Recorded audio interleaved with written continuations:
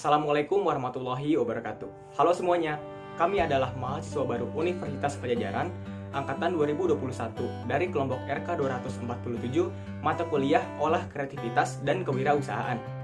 Belakangan ini, kami banyak berdiskusi dengan petani daerah mengenai penggunaan energi terbarukan pada sektor pertanian untuk menjalankan konsep pertanian modern atau biasa kita sebut smart farming. Era modern memaksa kita untuk terus beradaptasi dengan cepatnya arus perkembangan teknologi. Teknologi tentunya banyak membantu segala aspek kebutuhan manusia, mulai dari komunikasi. Kita biasa chatting, telepon, video call, teleconference, dan lain-lain. Maupun dalam hal transportasi, kita biasa menggunakan aplikasi Gojek ataupun Grab. Bahkan, pesan makanan fast food di atas kasur pun sudah menjadi hal yang biasa. Setiap teknologi tentunya membutuhkan sumber energi dalam penggunaannya, mulai dari energi terbarukan sampai energi tak terbarukan. Energi terbarukan adalah sumber energi yang tidak akan pernah habis dan dapat digunakan secara terus-menerus, seperti contohnya air, udara, dan juga sinar matahari. Sedangkan energi tak terbarukan adalah sumber energi yang suatu waktu akan habis karena proses pembentukannya membutuhkan waktu ratusan tahun, seperti contohnya minyak bumi, gas alam, dan juga batu bara. Indonesia adalah negara agraris yang berarti dengan sumber daya alam yang melimpah diperlukan pula sumber daya manusia yang baik dan juga tentunya dibantu dengan teknologi. Pada video kali ini, kami akan memberitahu pemirsa akan banyaknya peluang yang kita lewatkan pada penerapan energi terbarukan dalam smart farming. Pertanian yang menerapkan canggihnya teknologi disebut smart farming.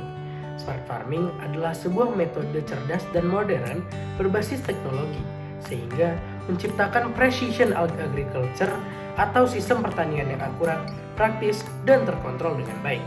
Penggunaan metode smart farming ini juga tentunya dapat memudahkan para petani dalam mengurus pertanian mereka. Selain itu, penggunaan metode smart farming berbasis teknologi ini dapat mempercepat, meningkatkan ketepatan sasaran, serta mempercepat proses dalam pertanian, sehingga produk yang dihasilkan pun nantinya akan lebih baik dari segi kualitas maupun kuantitasnya. Ada beberapa contoh teknologi smart farming yang sudah digunakan oleh petani, seperti drone penyemprot pestisida dan pupuk cair, drone surveillance atau drone untuk pemetaan lahan, soil and weather sensor atau sensor tanah dan cuaca, pembangkit listrik tenaga air, dan masih banyak inovasi teknologi yang baru dan lebih canggih seiring berjalannya waktu untuk dimanfaatkan di bidang pertanian oleh petani modern. Pertanian yang berbasis smart farming tentunya memakai teknologi yang menggunakan daya listrik dalam pengoperasiannya.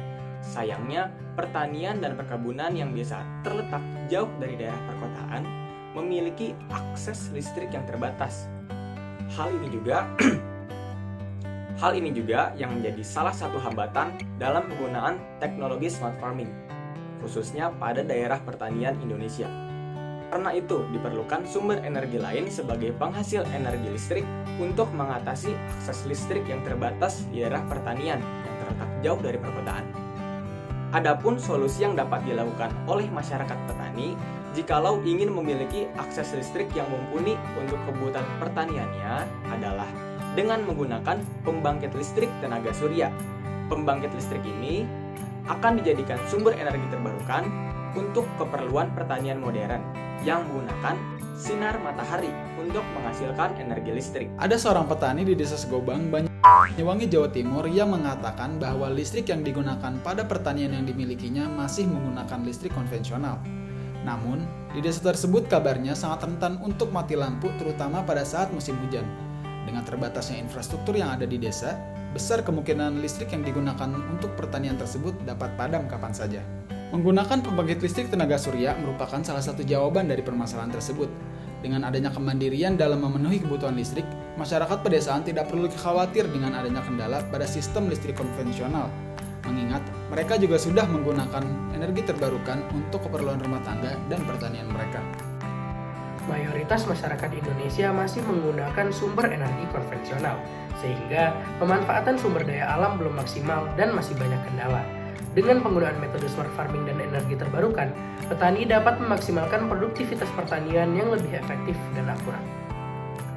Setelah menyimak video ini, kami harap teman-teman dapat memperoleh informasi seputar metode smart farming dan paham mengenai pentingnya menggunakan energi terbarukan untuk suatu industri, khususnya industri pertanian yang ada di pedesaan.